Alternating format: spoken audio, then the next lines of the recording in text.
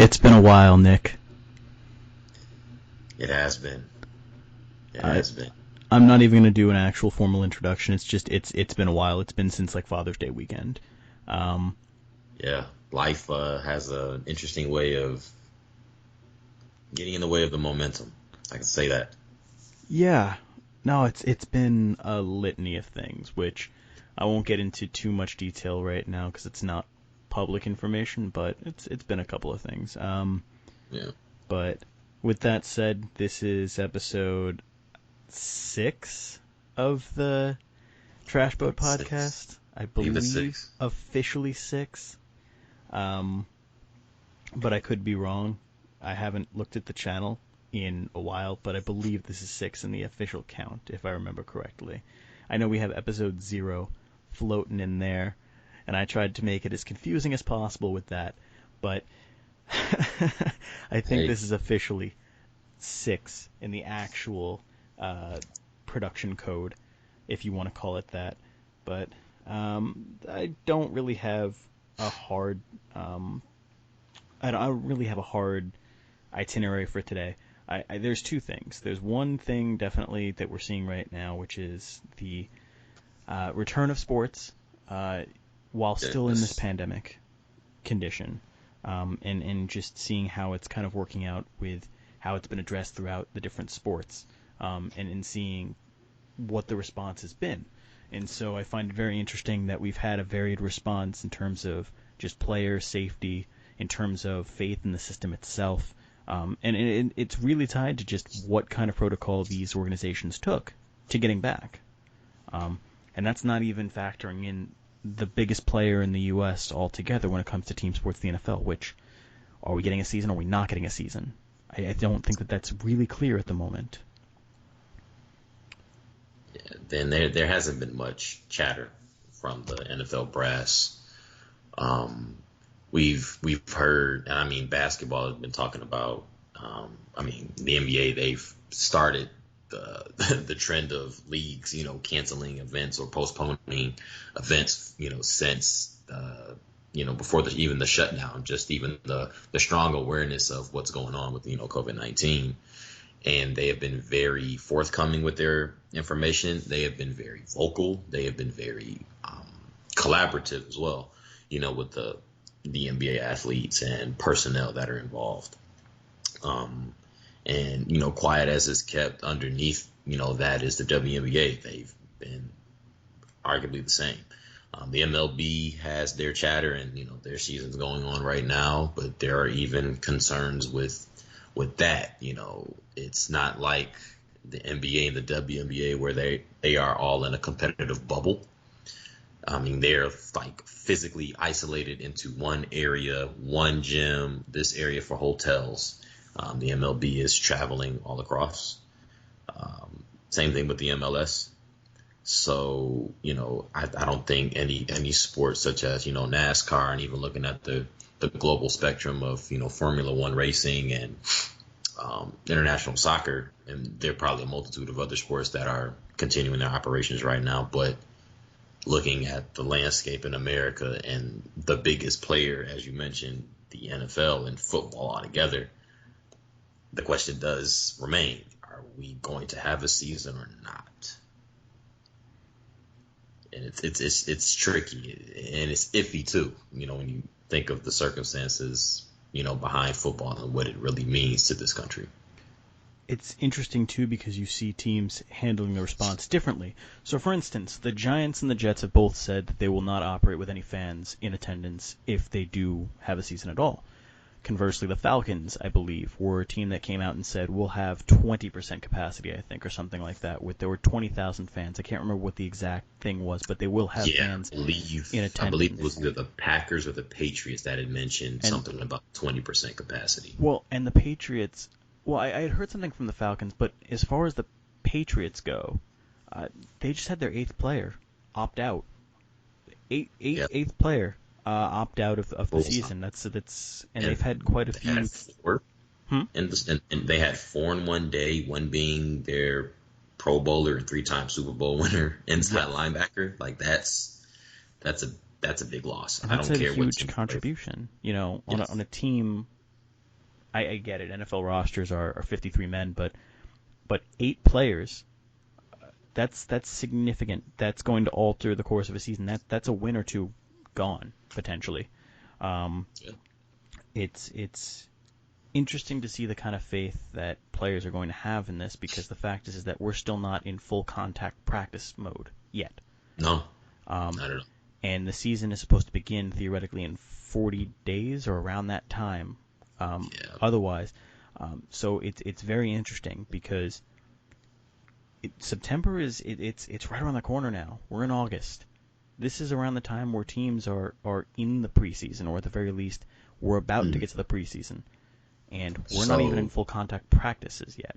right. So, to your point, I'm not going to say the name of the team, the name of the franchise, but I worked internally during an NFL training camp.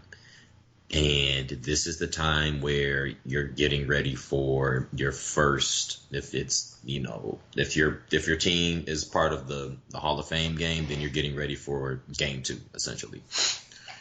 And this is the time where the sessions that are broken down get very serious because now you have 90 live people all competing for the same roster spot. And with the added caveat that there are already, as you know, on any given game day, 47 suit up, but you have 53 on the roster. You have people competing for those remaining spots, not even to suit up, and also to make a practice squad. So I know the idea behind, losing 8 athletes is tricky for a lot of people. So I want to break this down. In football, losing 8 athletes to injury is one thing. For them to simply opt out, that's a total different ball game. Some vary in your starters, people who are in the rotation, which also is going to tinker with your practice squad. Now, again, I am of the notion that next man up is next man up, no matter the circumstance, right? But that's a lot of different spots that you have to fill, which also with this virus going around is going to definitely cast some form of inhibition toward who you're bringing in. Because if it's somebody who's training in one of those hotspot states or you aren't in that hotspot state, yes, there are people that are hungry and thirsty for an opportunity to make an NFL roster, but there are also people that are going to be a little bit more keen on their health at the same time. So 8 players is 8 players. How you make those 8 players up, especially in today's climate, is going to be a little bit of a challenge. Yes, you're going to have people in the queue that are ready to go. Like, yeah, I'm ready for anything. I've bounced around. I'm looking for my shot to solidify myself. But even though there are a number of players in that kind of pool with that kind of mindset that are going to wonder, is the risk really worth it right now? So, yeah, this is the time where people are getting ready for live contact. We're deep into the playbook right now. If you know it, you know it. If you don't, well, you better figure it out and go from there. And there's been no talk of moving the season either and shifting it, or at the very least there has been no recent talk about doing that. And that's the thing that's really surprising to me. I Hmm. don't understand why there isn't a conversation about doing that. I get it. You don't want to play football in the cold months, but you already play the playoffs in the cold months. Like Yeah. that's the part that baffles me here is why the heck are we not discussing moving the season? I mean, even college football was having conversations about doing that, and this is and in college sports especially. There's so much inertia with keeping things the way they are. But if the NCAA is entertaining the notion of being able to move the season back, why are we not discussing this with football, like pro football? Why is this only a college thing that's happening? The NBA has shifted its season around. Major League Baseball is shifting its season around. They've shortened it and they've shifted it around to the point where everybody else is making concessions to this and understanding that we can't operate under our standard timeline. But why is the NFL still operating under the same timeline when it's very clear to all of us that's not going to happen? No, not at all. And to your point, about the the inertia of literally not moving and sticking to the original parameters, nothing is going to return to normalcy. Nothing. You're talking about even medical practices from the Black Plague, in the Dark Ages. where 3 million people around the world lost their lives. And, you know, of course, self-quarantining was part of the reason why that, you know, the plague was able to, you know, be eradicated. You're talking about measures that had to change about lifestyle and contact with people and understanding what it means to be aware of your surroundings and taking proper care of yourself. You can't do all of that with revolutionary or, you know, just the evolving notion of, you know, care and awareness while still sticking to the same guidelines. You know, like you can't expect the wheel to just turn in place. Like it has to move. You're going to burn the tire. So information that isn't necessarily forthcoming from the NFL but seems very passive is annoying a lot of fans. And I would say I am a passive to moderate fan of the NFL. But at the end of the day, you know, everybody wants to know. Like everybody wants to know who's who wants to know. You know, you're talking about, you know, athletics as a whole, where the fan base drives what's going on. So if there are multiple leagues and multiple jurisdictions that are able to provide more context besides a blanket, vague statement against anything or toward anything, really, and you are the power player in this and you have said little, and your athletes, the proper stakeholders have said more, and there's still no support of how they feel, again, like you're asking, like that begs the question, like, are we or are we not going to have an NFL football season or even a college football season? Listen, if there's no centralized faith in the active participants themselves, you have no sport. If the players themselves have no faith in the institution itself, you have no competition. And that speaks to the heart of the matter. With college football, if you're not going to have students on campus, don't bring it back. Otherwise, you're outwardly admitting that these are not student athletes, they're professional athletes, because you're giving them a different standard of health. It's to me, it would be absolutely disgusting if you see college football played, but you don't see students on campuses. And the reason for that is abandon all type of visage that you have. Any type of delusions that you have about these being student athletes, that goes away as soon as you say, well, they're under a different standard. Well, they make the university money. Well, they're employees of the university because they're part of the athletic team. Keyword, employees of the university then, because you're treating them as such. If you're not going to allow for students to return to school, or you don't have faith in them to return to campus, then how in good conscience can you say, well, they're football players? How can you make that distinction then, if they're still students first? And again, it's like it goes back to the heart of matter, like you said. If there's no faith in the participants themselves, you don't have competition. It can't happen. It can't. So I want to give a shout out to the basketball tournament, the TBT. They did a very thorough job of taking care of the athletes that were there competing. They had a reduced pool of teams. I think it was 24. I might be incorrect on that, but it seemed as if that the tournament kind of flew by, and there were no positive cases. There were no, issues with the setup. And it acted as the blueprint because, of course, they started before the NBA and the WNBA in their bubble. So working for a big machine that I do work for, I've come to the understanding, working with the different personnel and administration, that sometimes, like, there's a such thing as best practices, and it's within everything that you do. There are people and other entities that do things either better or in a different concentration than what you do it at.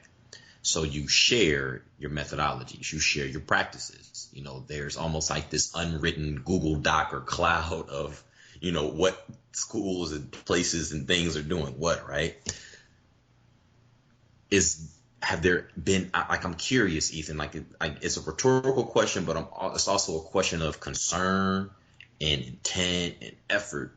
Like, what are the brass in the NFL doing in the communications effort with other leagues, in America and their operations? Because if it's the fact that you may not know how to cultivate the idea of a bubble, I understand there's alone 53 men on a roster. I get it. But how centralized can you make your operation? Like, do you have 4 specific spots in the country where teams migrate and stay and compete? Like what do you do? Like, there are a lot of different ideas that I'm sure that are circulated, on the table. But the issue is you're not giving anybody any inkling. Are you waiting to have the full solution, or are you, not? It just doesn't seem like there's a lot of effort. Like, I didn't know how to subjugate that. But at the end of the day, I don't think people want to be left in limbo. And it sounds very ridiculous when you say that the NFL and football as a whole, the impact that it has on this country is legitimately scaring people, but it is. It really is. Think about it. Thursday, Friday night football owned by high school. Saturdays are for college football teams. Sundays, Mondays, Tuesdays, Wednesdays, Thursdays, NFL, NFL, NFL, NFL, NFL, whether it's playing or taking over the media for when they're in the season. I'm curious. Okay, so on the surface, and again, there's stuff happening behind the scenes that I'm sure we're not aware of, but on the surface, it doesn't seem like there's any real effort of collaboration between sports in terms of trying to figure out what those best practices are. But at the end of the day, the most central issue here is creating an environment that is the safest possible, given the pandemic. And it all points back to the most ideal being a bubble.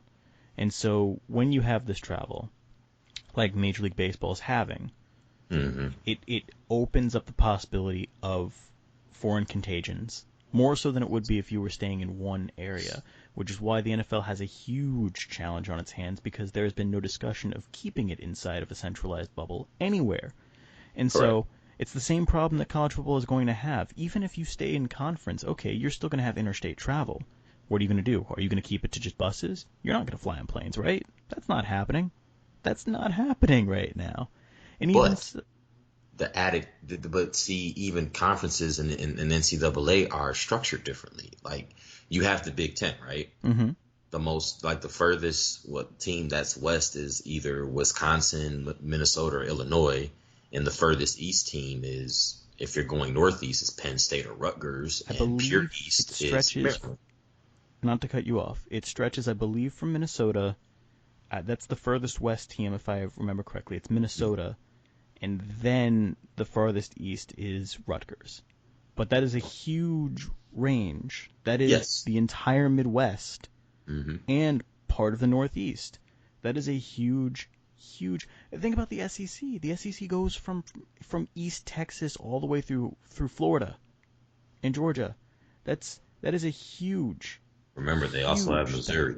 They have Missouri. Yes, and it goes north to Missouri. But again, with the Big Ten, you go down to Nebraska as well, which is right next to Minnesota. So you're talking about the overlapping, because again, you're also talking about Colorado, which was a former Big 12 team. They're in the Pac-12. So it's the overlap, the Big 12. You have West Virginia in your conference, so you can limit to having, interconference competition. But as you mentioned, the busing. Now, there are schools in smaller jurisdictions within NCAA, NAIA, and NJCAA who bus 8, 9, 10 hours to a competition. Chartering flights, very expensive. And with there already being an issue for having space on planes to accommodate the social distancing, what in the event of traveling, what do you do?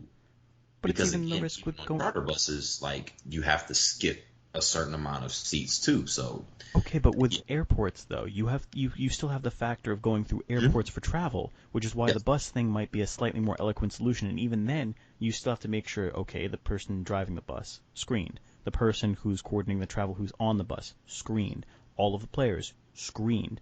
And that's the thing. It's complicated no matter what's going to happen because no matter what travel you choose to have, it's a concentration of a ton of people. There are more people on a college roster than there are on an NFL roster. It's Yes. it's it's what 70 plus players, coaches and staff all together. And granted, it's multiple buses, but still, if you try to do social distancing protocol on those things, you Hmm. increase the number of transportation vehicles that you need to have for this. And if you get rid of those social distance protocols and you just assume that everybody in this bubble has been screened and has kept to these precautions, you're still talking about, you know, on each vehicle, 60 people potentially just crammed into one space, and all it takes is one bad actor, one, and everything is you've seen what's happened with the Marlins and what's happened with the Cardinals right now, and Yes. and the ripple effect it's going to have on Major League Baseball, and so it's very difficult for me to logistically think that this is possible, and it's why I'm astounded that the NBA so far has pushed forward with all of this, even with their bubble. It's astounding to me that they've been able to push forward so far without a major hiccup. But we'll see. The season's only been back for about a week now, and so actually Right. less. It's been less. It came back Friday. It's been a weekend. So we'll see. But But there's solace with that. Like there's this there's this underlying solace that comes with knowing that one of the four major pro sports in the country, I'm not excluding the MLB by any means, is able to do this. Same thing with the MLB shortening the season. The players agreeing. There have been a certain amount of players that have opted out as well. We could talk about the amount of people opting out in all leagues possible. we also have to give credit to the NHL. They are also back, and they're actually doing something interesting where it's basically just one huge tournament to determine who their champion's going to be. Which is interesting to say the least because for a sport like hockey, that is perfect. That is definitely ideal. Um, I was very close, especially in when I was in high school with the hockey athletes because some of them played other sports that we played too, and they talked about like the grind. And it's like, okay, I know football gets X, Y, and Z, but think about some of those kind of padding, that kind of padding on ice. Like you're almost restricted in the sense of the movement because yeah, you're moving freely. And they said there's a restriction in moving freely. Like there is no instant stop and go all the time. Like, there are people that know how to stop exceptionally well, but sometimes you stop and the rest of your body doesn't. Like a tournament is ideal and it's a low scoring, fast paced sport. So I think they understand the demographic that they want to keep entertained as much as possible. Um, I'm just of the notion that, right now, when you have three of the four pro major sports on board and they have these ideas and rules and regulations and protocol, for handling, you know, COVID-19 and, how they're going to test people, how they're going to try to keep people as healthy as possible, understand that there may not be fans, the NBA and WNBA having digital fans, making those kind of creative, accommodations. Again, I can't expect for one bubble in one concentrated area to house 32 NFL teams with just the athletes by themselves, not adding the coaching staffs and other administrators that come with it, like your, other training staff, like athletic trainers and sideline, personnel, like the whole nine outside of your coaching and stuff, like I said before. But I was not going to say that, the NFL doesn't have anything difficult on their hands to deal with the amount of people that are involved, but you would also kind of expect them to have at least something to put out for us to, digest. And we don't see that. No, and that's the other thing. That size thing is going to be a very big issue. Like you Mm, said, the NBA, the roster sizes for the NBA are the smallest in all the professional sports. It's the most ideal for having that type of bubble idea. But for Major League Baseball, when you have a roster this year, it's up to I think they added an extra roster spot. I think it's 26 players now, and I think it's going to increase, I believe, up to 30 at one point, if I'm not mistaken. But I could very well be wrong on that. I don't have it up in front of me right now, but I remember there were modifications this year to roster sizes. But regardless, mm, that's literally still less than half of what you'd have for player personnel for the NFL, and that's the second biggest roster size. And that there still was no way you were going to be able to do a bubble with Major League Baseball. But the reason why that's not working right now is that you don't have that. Is that there is the travel involved, and yep. there isn't the forced measure of keeping people within that bubble itself. And so you have people who are free to travel and move about, and you're putting faith in them to keep to these social distancing guidelines and keeping to these health protocols and using PPE when they're not on the field.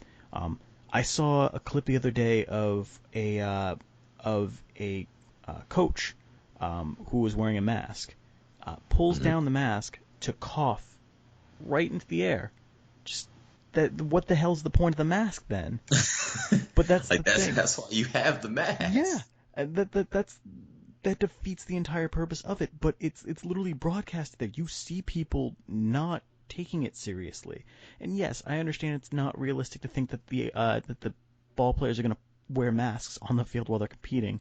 It definitely does impact your ability to perform at your highest level when your breathing isn't unencumbered by a mask in front of you. It's a mask is great if you're not doing anything that is high intensity and requires you to really dig into your cardio, but it's not great if you're trying to play a professional sport. I get that. But while you're not on the field competing, wear it.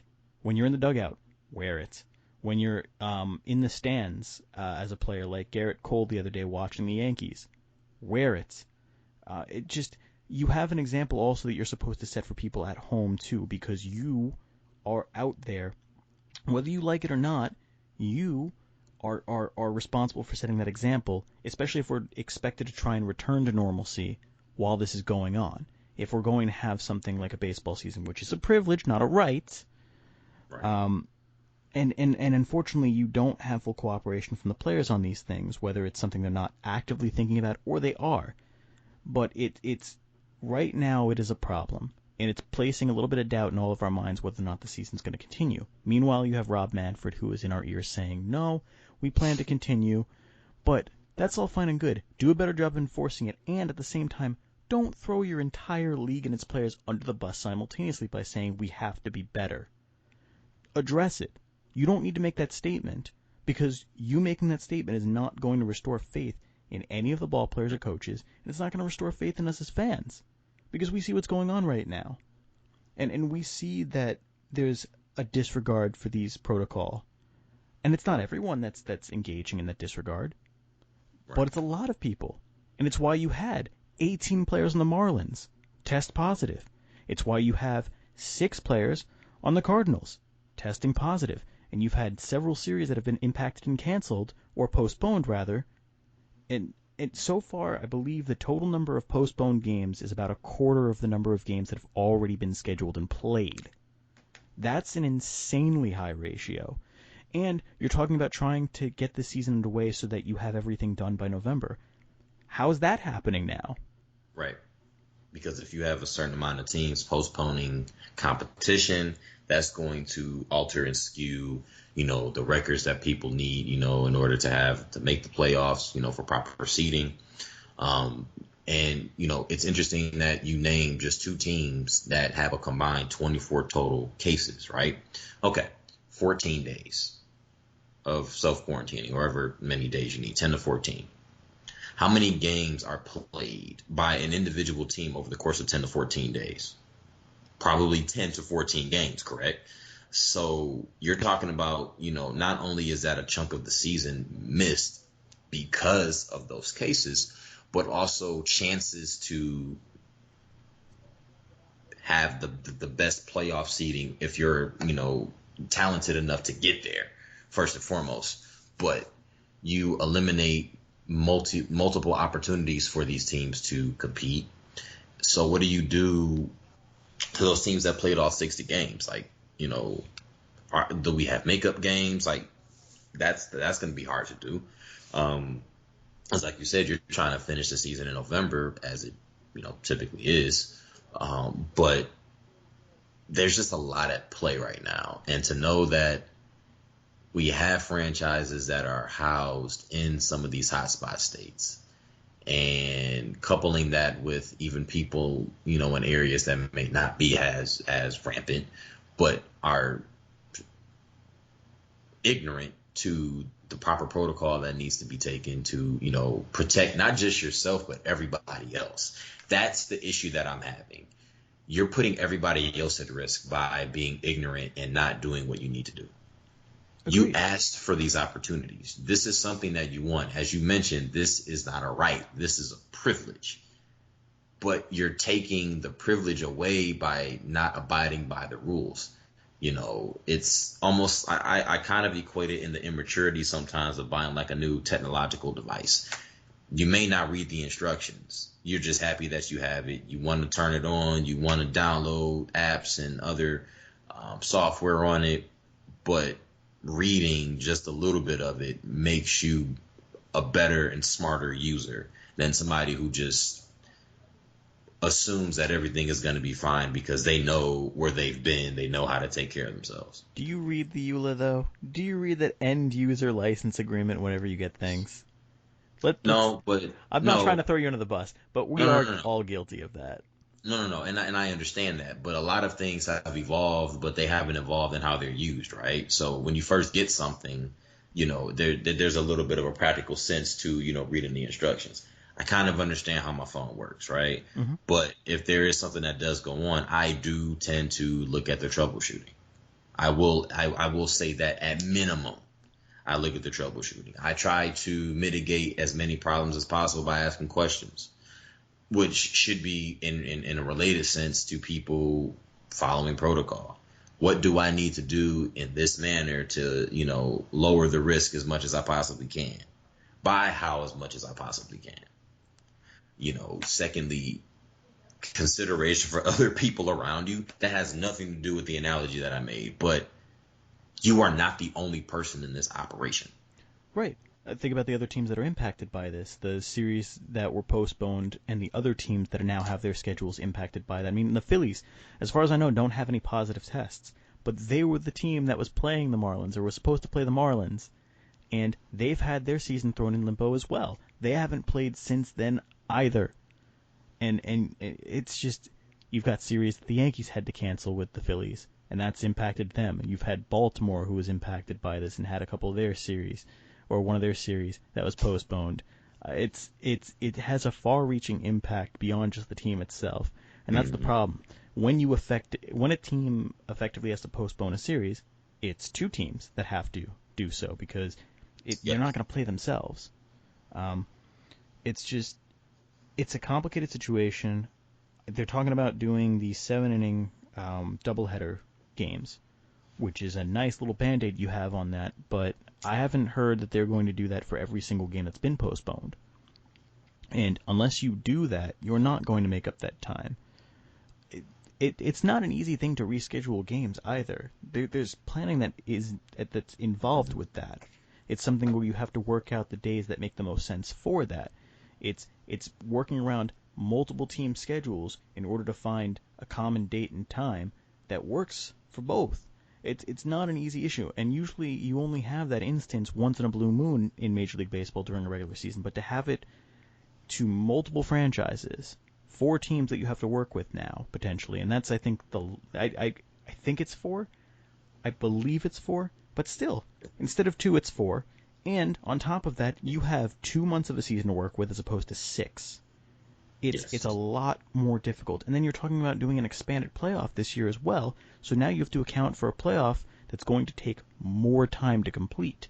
And you still have a time frame where you're trying to commit to having this done in November or by the beginning of November.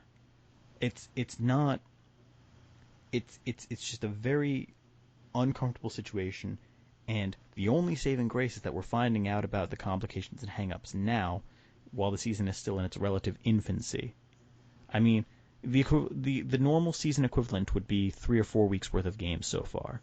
So it's still a relatively young season. Teams haven't played more than, I think any given team hasn't played more than 8 or 9 games thus far. Right. Yeah. But I know it's under 10 for sure. at the same time, now's the time to make that decision. Not 2 months, 3 months down. Not well, you don't have 2, 3 months. Not a month down the line when you have most of the season in the bag. Make the decision now. You really have to kind of, with urgency, decide: is this feasible? Because think about it this way: you go back to the players a month from now when you've played more than half the games, and you say, "Well, guess what, guys? Packing it in. None of this matters. None of this counts." You're going to have an entire league that is just going to lose all of its faith in how Major League Baseball has organized this. Because that is the definition of dropping the ball. You have to make this call. Think about if you had a decision to make in terms of having a 162-game full season and having a decision to make in terms of whether or not you were going to cancel the season early on. You're not going to wait 80 games or 90 games to make that call. You're going to make that call after maybe 20, 30 games max. Right. So now is the time to really get together and say, is this doable? Do we have a plan of action to realistically make up for the lost time and get those games back? If we're not going to make up all those games, what are we going to do about seeding? Are we going to determine it based off of win percentage? Are we going to determine it in terms of just games won? How are we addressing that? But there needs to be a plan of action established immediately and with great urgency. And I don't want to hear just words about it. I want you to show me that you have a plan in place. Release statements that are official and actually put pen to paper on this stuff. Because right now, I don't know if I should be invested as a fan. Because I don't know if the season's going to continue. I mean, I'm excited right now. The freaking Yankees are 6-1. They're the best team in Major League Baseball so far. Great. As a fan. Great. But as just a what human if Game being, 7 was the last game that they've been able to play? and that, you know what? I'd rather the sting of a season ending right now than as a fan. And as a ball player, I'm sure. I'd rather it end now than a month and a half down the road when we've got most of this in the bag for them to pull the rug out from underneath all the players and coaches and say, you know what? We can't continue. Yeah, sure. Kudos for player safety, but you could have determined that a month prior to that, hypothetically, and saved us all of the time. Because no one likes having their time wasted. Fans, players, coaches, no one. And I mean, and not just that, but also resources. You know, there's still money that you have to put into all of this stuff. So, you know, there's already, you know, the budget issue that's being reduced because of, you know, ticket revenue, anything, you know, when it comes to like the travel ingress, egress, you know, within the stadium. There are a lot of things that are already being financially impacted. So do you want to minimize the loss that's already been taken because of, you know, just certain operations that, you know, would bring in the revenue already being capped? You know, because if, as you mentioned, if you make this decision and half the season has already been played, there's a momentum, there's a chemistry that comes with playing with your teammates that actually hits around that halfway point of any season, no matter how many games or matches are played. Like even on a tennis schedule, when you get to that halfway point in the year and you know that this is like the time of the year where, you know, hey, these are where these, you know, very moderate and huge tournaments are coming. And, you know, I see, you know, the last strain of the rest of them coming. What do you do when all of a sudden the tennis federation is like, oh, yep, we're cutting everything. Stop it. That's it. Well, I've already competed in X amount of tournaments. I've already spent this amount of money on, you know, rehabilitation, treatment, you know, equipment, the whole nine. And it's been used and it's been deeply used too. So there are a lot of things that are at play right now. And again, to the point with the MLB and swinging it back to to the National Football League, and even bringing in, the NBA, WNBA, and NHL into the fold. What contingency plan do you have in place? I can honestly say I'm very confident in that those leagues have a contingency plan if there's even one case. But at the end of the day, I'm trying to, just like you are, I'm trying to understand that while I know that there are things in the NFL offices and that go on that we don't know about, there's still something that could be given to you. Like every league, every team, okay, I'll give it to you in the best example possible. Before every preseason, you see every Twitter and Instagram account have a snippet of a video of a highlight video, right? To kind of get you riled up and fired up for the upcoming season for your team, right? Mm-hmm. Yeah. Other pro leagues have done that for their return during this pandemic. We haven't seen anything from the NFL. We have clips, on ESPN and Fox Sports and all kinds of, sports mediums that, showcase athletes legitimately at high school practice fields putting in work. Okay, I'm fine with that. But what else is there? Oh, we don't know. So we're just doing this in the meantime. So the NFL, at least on NFL Network, they're doing their countdown of the top 100 players going into the 2020 season. But that's the only thing I've seen so far. I mean, you've got the rumor mill still churning. You've got off-season transactions still going. Shefty is still tweeting out things left and right. I mean, there was that big trade that happened last week with Jamal Adams going to the Seahawks for 2 first-round picks. But that was pretty much the big, player-related, non-COVID-related news that we had for a while with the NFL. But I agree. We don't really have that hype package. We don't have any sort of, look out, the NFL's returning type deal. And I think it stems from a fact there is a lack of confidence internally from the league that, this is going to be back. I think there's more confidence in the individual franchises themselves that things are going to return to normal than the actual central league office. Because if you've been paying attention, Goodell's been very silent lately. The NFL central office has been very silent lately on what their plan of action is for this. I haven't heard much. I haven't heard a whole lot over the last few weeks about what's going to happen with this in terms of what the scheduling is going to be. All we've heard so far is that we are on the same timeline. Okay. Why? Why should we believe that we're going to be ready for things to go in September? If teams aren't even doing full contact practices yet, why should I believe that in 5 weeks' time we're ready for action? You got to have some preseason games. You're not just going to go out there cold right into an NFL season. If you haven't cleared for full contact practice, you certainly, sure as shit, are not clearing. Sorry for language. You certainly are not clearing for preseason games. And you got to have at least 1 or 2 of those before you're actually going to go into a season, right? Yes. That wind-up process is it's important. Like there are 3 stages within the NBA. Well, 2 stages leading up to the 3rd stage, which is the regular season. You have the summer league, then you have the actual NBA preseason, right? The NFL has the training camps, and then you have the team combined practices, which is almost like the summer league. Then you have the preseason, then you have the NBA. I mean the NFL, excuse me. MLB has winter ball.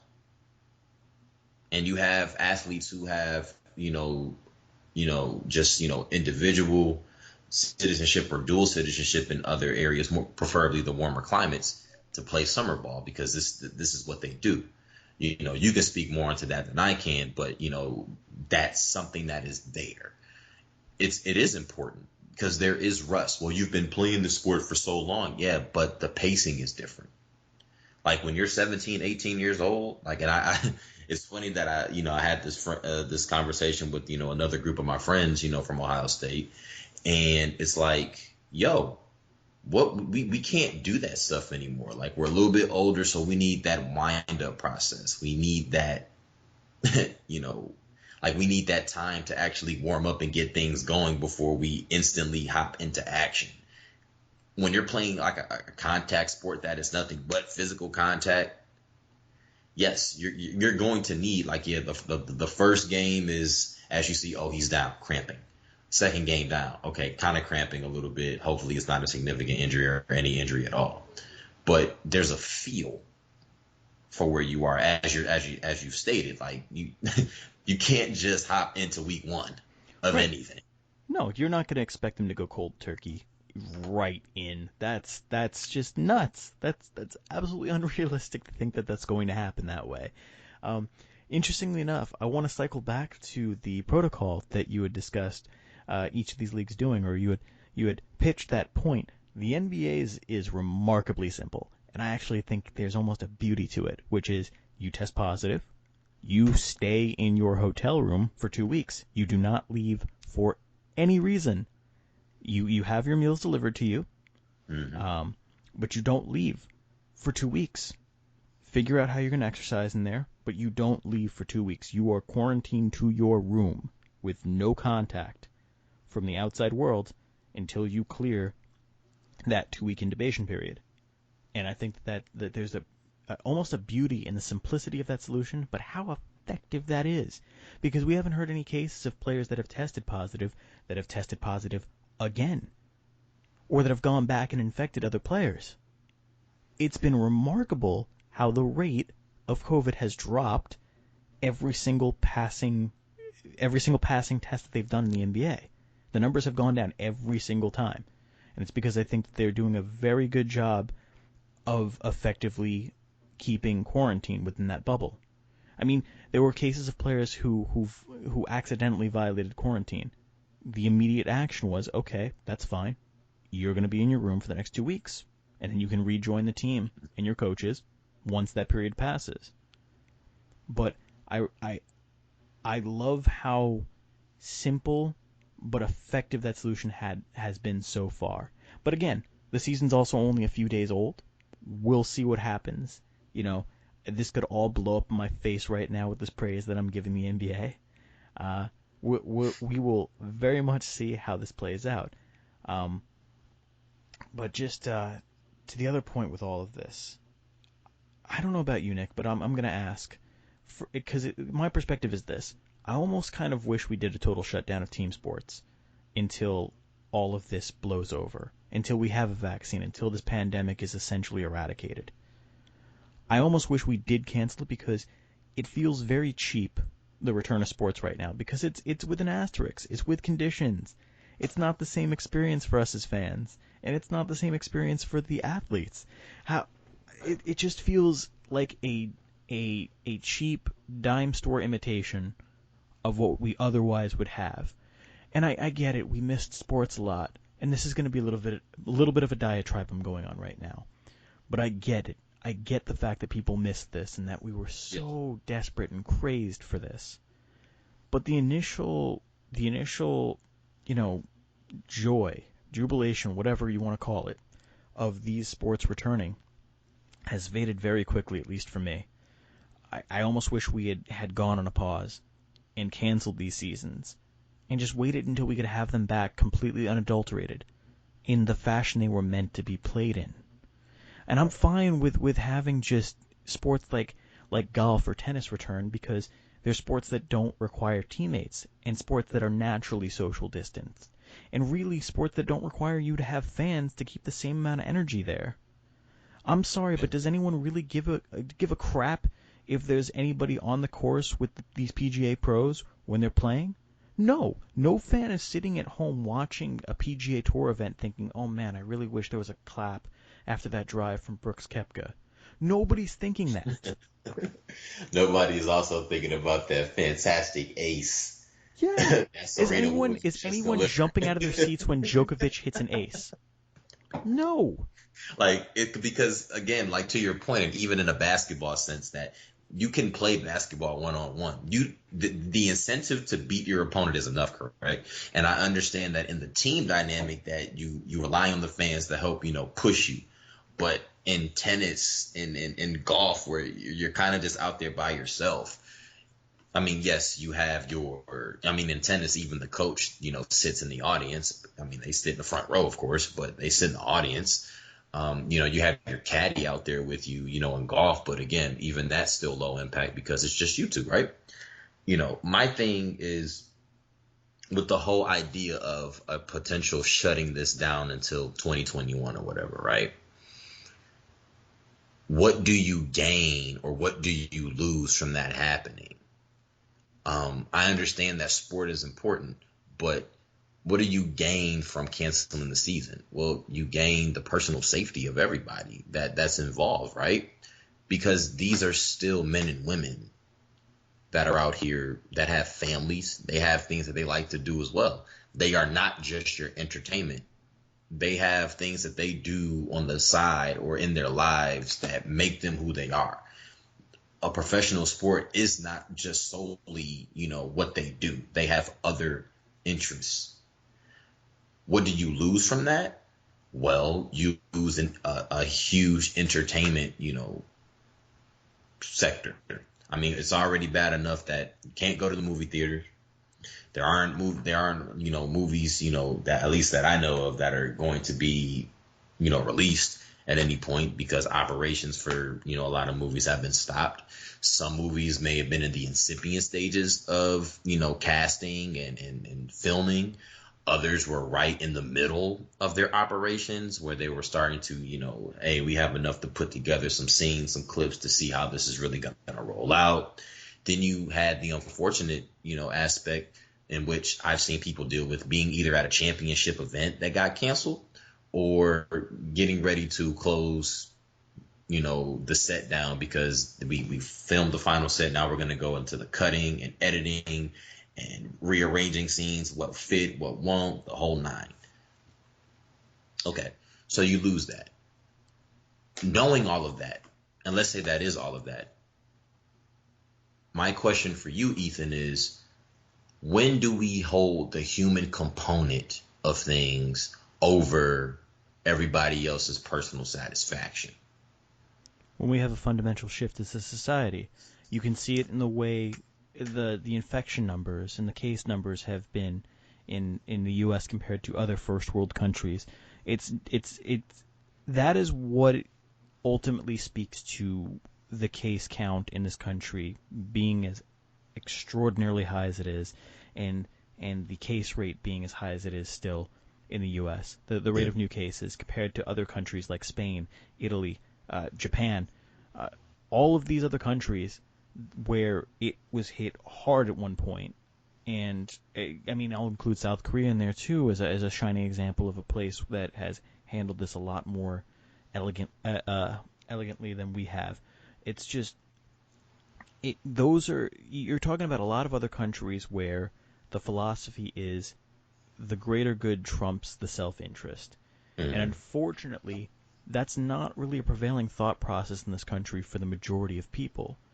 And No. it's reflective in us as a society, and it has been for years. And as much as it's tempting to blame the current administration in this country, that's been something that's really been reflective on us as a society for years. Oh my God, I'm tripping over my words so much today.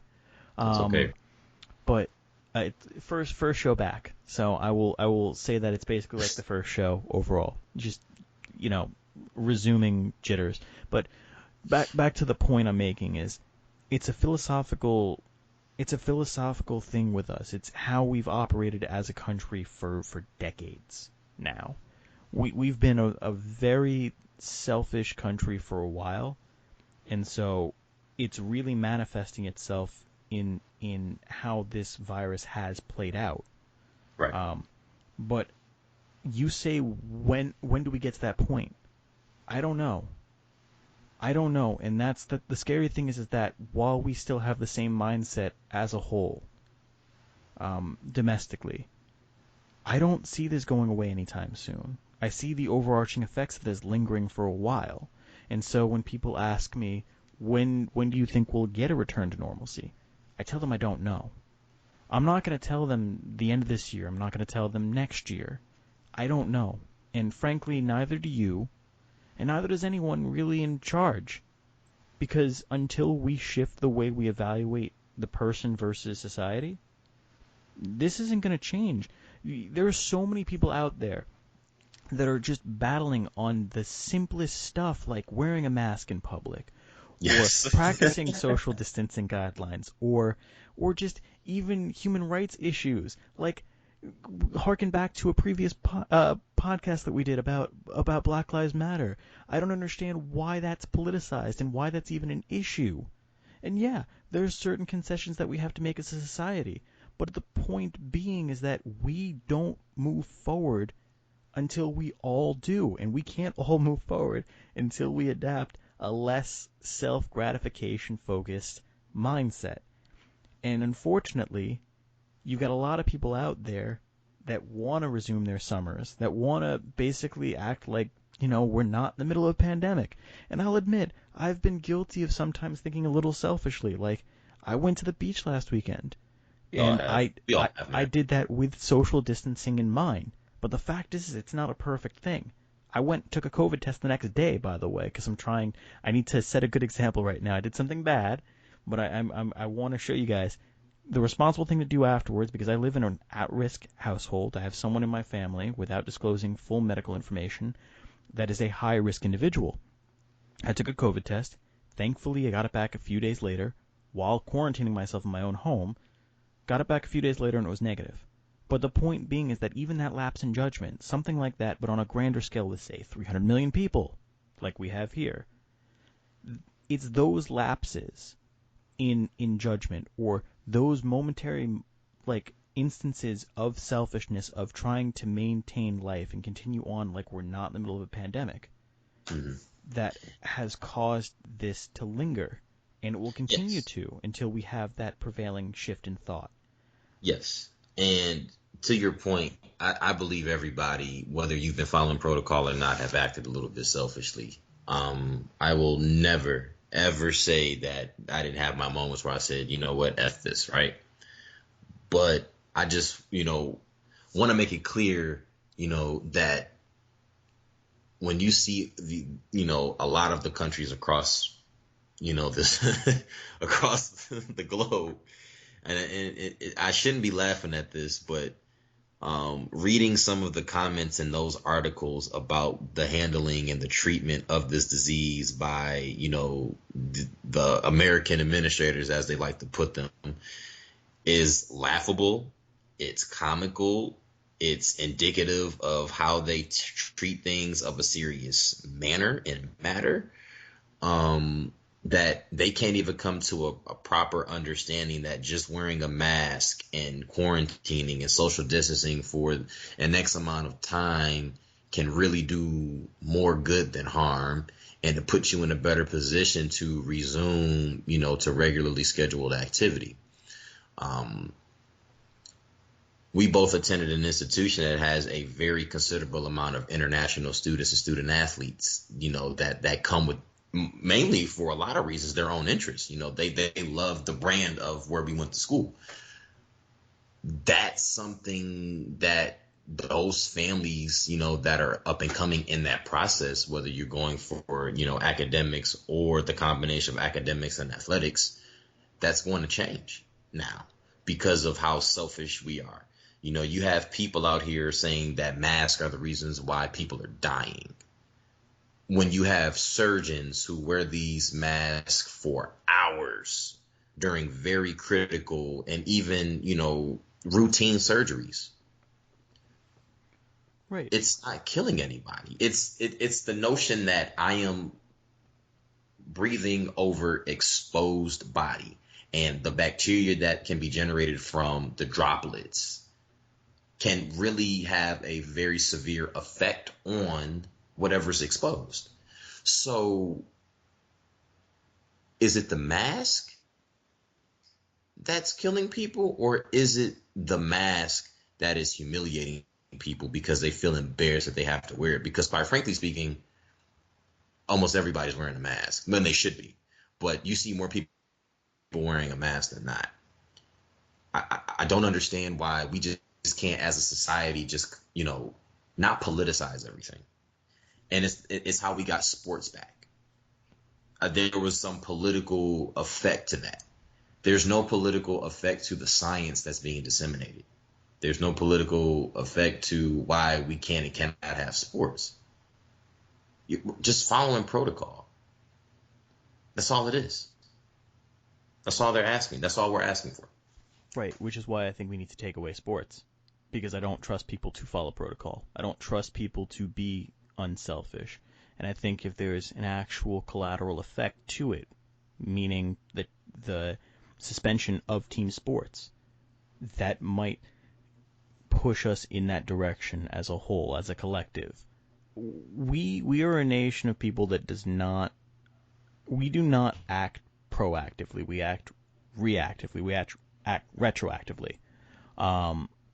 And part of appealing to that mindset is going to unfortunately be taking necessary measures like suspending team sports. We're not doing that because we're a nation of self-gratifiers. But it might behoove us to actually buy into a suspension of those activities, to embrace it. And I know that that's asking a lot because there's a lot of pushback from people. There's a lot of people that really want the NFL to go forward with all of this. Protocol be damned. We want our big hits. We want our touchdowns. And I get the appeal for it, and I get the fact that it would be a nice distraction. And I've even said on earlier broadcasts that I was looking forward to sports returning because, it would be a nice distraction from everything that's happening in the real world. But I'm going to go ahead and retcon myself here.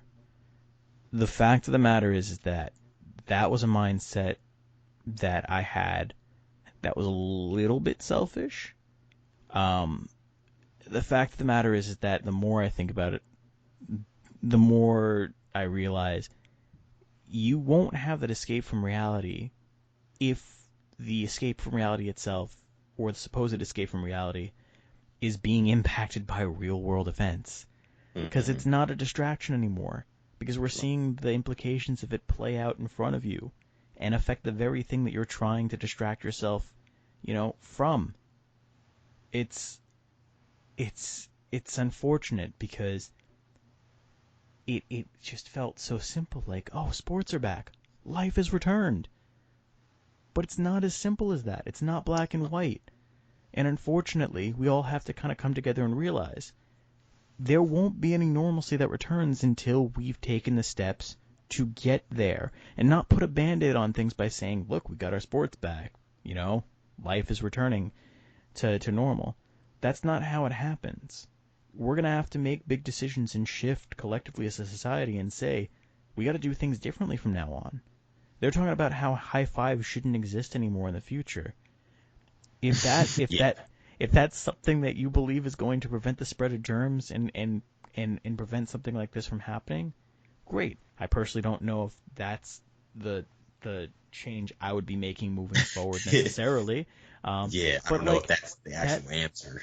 But I think you're on the right track, at least in terms of like trying to evaluate things that we've done in the past and maybe make some productive and constructive changes to the way we go about things. But in terms of just how we evaluate and really process everything that's going on right now, and just how we feel about it, I don't think that we're moving past COVID-19 so quickly until there is that fundamental shift in how we view all this in terms of what our priorities are. It's not realistic, and I really, the more I see this, the more I really don't want this version of sports back, because I'm already over it, to be quite honest. I was excited about the NBA returning for a day. I was excited about Major League Baseball coming back for a couple games, but now it's so hard for me to really be fully invested in this because I know everything that's happening in the real world. I see what's happening in these sports and hear these reports about all these tests, and I keep thinking back to these are human beings, and it's really this is compromising people's safety, and Yes. it's compromising the fundamental integrity of each of these sports when you do that. And I can't really think of them in as positive a light because I'm going to keep thinking in the back of my mind, this is reckless. This is absolutely reckless. And it kills me inside. I'm going in circles about this right now, and I don't mean to keep repeating myself, but bottom line, I'd rather just pack it up right now with everything and just wait until we're in a situation where all of this is more feasible in a safe manner that actually resembles what we had prior to this. Yeah, this isn't your shortened lockout strike season or anything like that where you come back, right? I always think of the NBA. They had the Goodman games and athletes, coming together, making their own teams and stuff like that. But the only thing we had, they had in concern was when the season was going to start. When they got clearance for the season to start, hey, there was nothing else that was taken away from that other than the games, right? Right. You still had your fans. You still got to travel. You still got to, play competitively to get to the playoffs and compete for a championship or not. But at the end of the day, the point still remains that, this version of competitive pro sports is not the most conducive for the athletes that are participating, but it also doesn't seem to lend the friendliest of lenses. I myself had some conversations with some people about like the WNBA and the NBA kind of simulating like the 5-on-5 scouting combine that takes place, where it's just you, 9 of the players on the court. There's really not that many people in the stands other than the scouts that are scouting, refs, a big enough space for people to house themselves and to be spectators, just a little bit. But that's it. It's like a glorified, poorly attended Tuesday night high school basketball game. Like, that's all it is. It's we're seeing a sport almost in its rawest form being forced upon us. Nothing gets my blood pumping more than a Tuesday night, poorly attended high school basketball game. Hey, I've played a number of those, buddy. Chill out, okay? We had chill out there, This wasn't a Those were personal the games where attack. I lit the scoreboard up. Hey, was not a personal attack. It was more, I'm repeating back your words to you and adding a few in front just for emphasis. Yeah. Just No. And just to I know it wasn't an attack, but it's just, I think about it. I was thinking about it often as the return was, leading up, into the first scrimmage, where it's like, wow, I have a weird feeling that these games are going to look like a poorly attended Tuesday night basketball game back in high school, where you can hear people talking on the bench and on the court. You can hear the very loud and not drowned out squeaking of the shoes from sharp cuts and, transitioning of the possessions, and that annoying acoustic in a certain gym when the whistle blows and it's like, oh my gosh, this sounds so faint. Ugh. Oh man. Like I like, true story. I remember traveling to Marysville High School, not the one in Ohio. There's one in Michigan, for all my Ohio listeners. And they had the school district actually approved of a levy to build a newer school, because I guess the older building was, a little bit dilapidated, which also meant they got an improvement of their, sporting equipment and gyms and stuff. And they had a brand new basketball gym. You could walk in the gym and I promise you the acoustics in this in the gym. I mean, the gym was bigger than the gym that they actually originally played in, and you could hear your heartbeat. Hmm. Like there were like it seemed like the walls and the ceiling like was just catching sound. Like it was just absorbing it like a sponge. Like you could hear everything. Like I think our one of our assistant coaches asked us like, "Can you guys hear my heartbeat?" And I said, "No, I can hear mine." That's And amazing. we played in the game, and you know when you're standing next to somebody in heavy competitive moments, and you both are breathing deeply, Mm-hmm. yo, it sounded like death. Wow. So watching those scrimmages for the first time, like hearing all of that, maybe not the breath to the standpoint of that, like that depth, but yeah.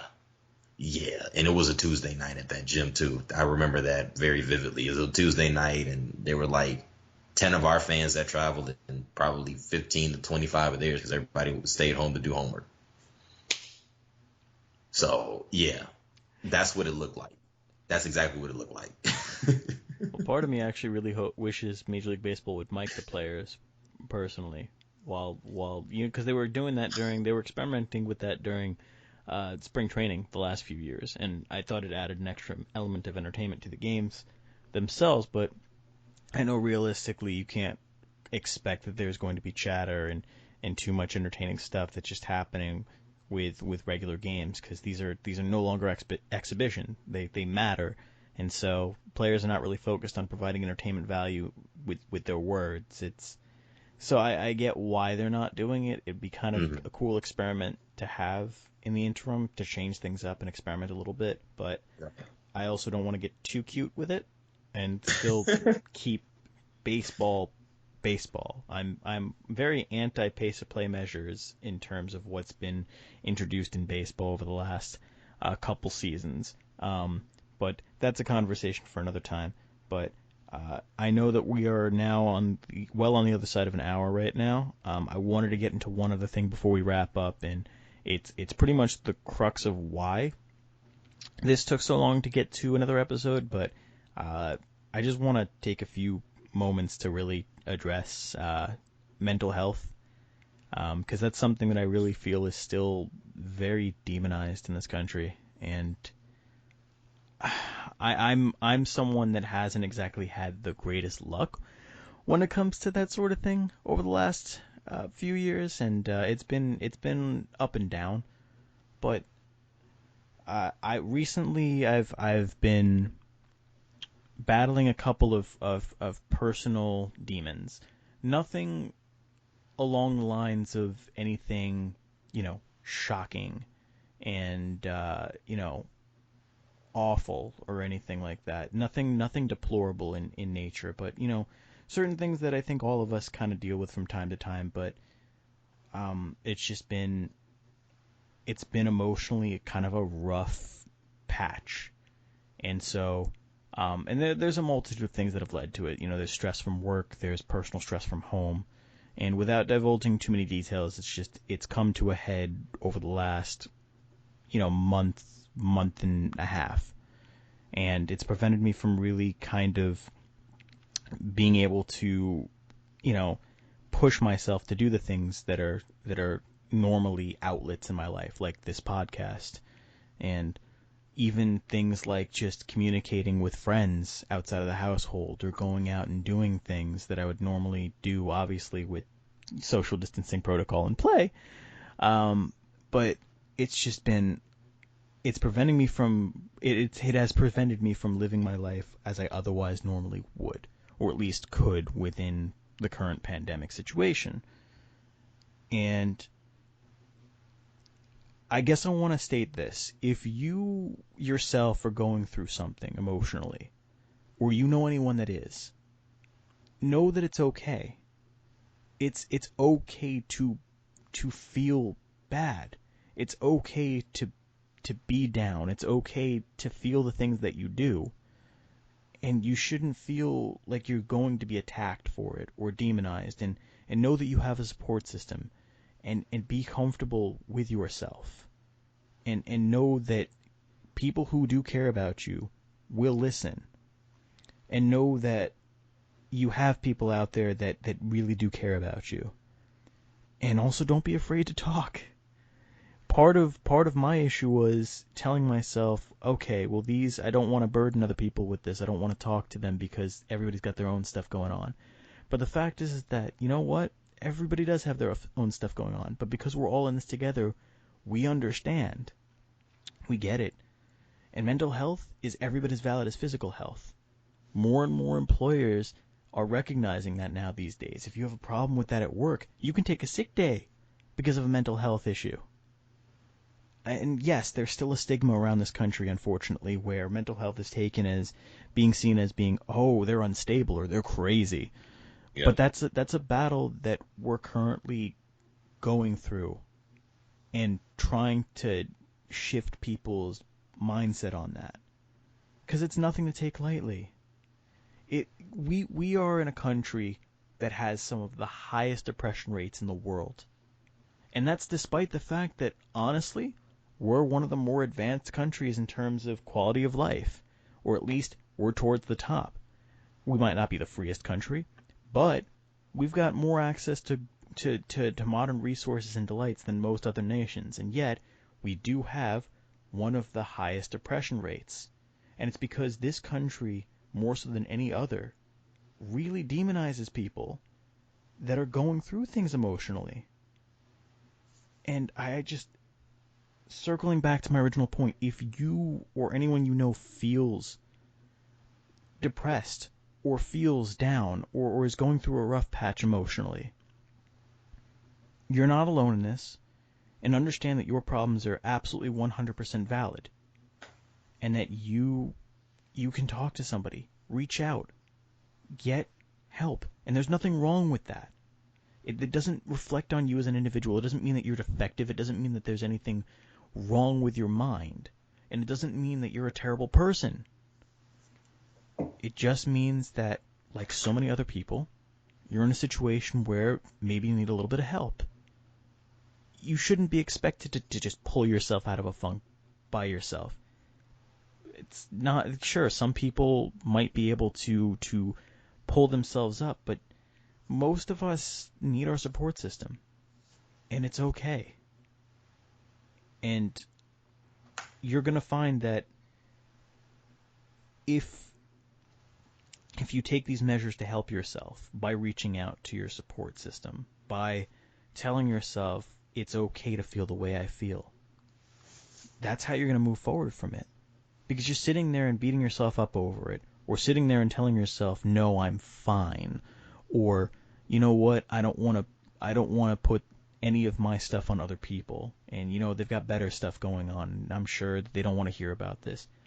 You're just keeping yourself in your rut.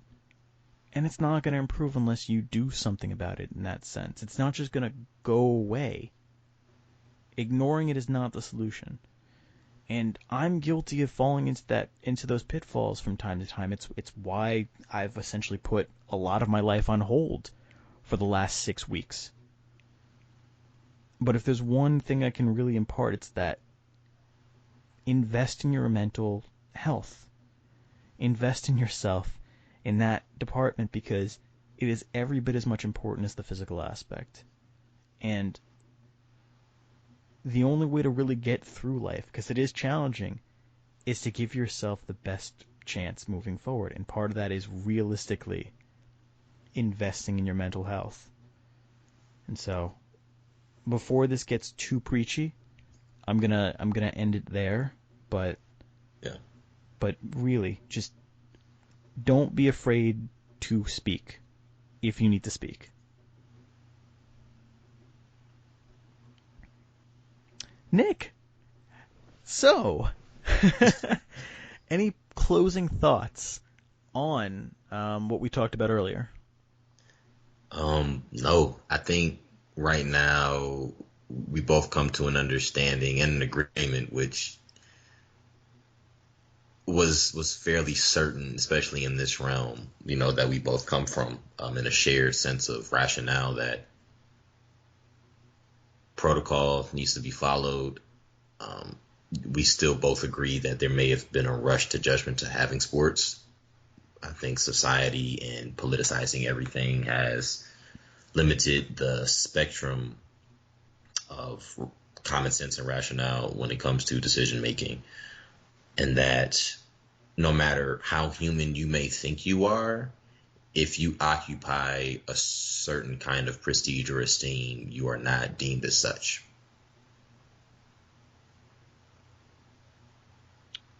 I too have a closing thought, Nick. This is just a pitch, and call me crazy, and if you really want to, if you really want to dismiss it as a terrible idea, it probably is. But I say for these golf broadcasts, especially the majors like the PGA Championship coming up, I'd say, or even like in tennis or any of these individual sports, I think every time there's a big hit in golf, like a major drive, I want to hear an explosion, just an awfully dubbed explosion when the person makes contact, club to ball.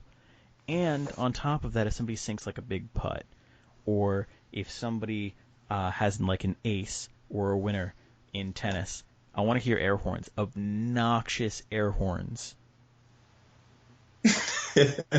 Oh man. Okay.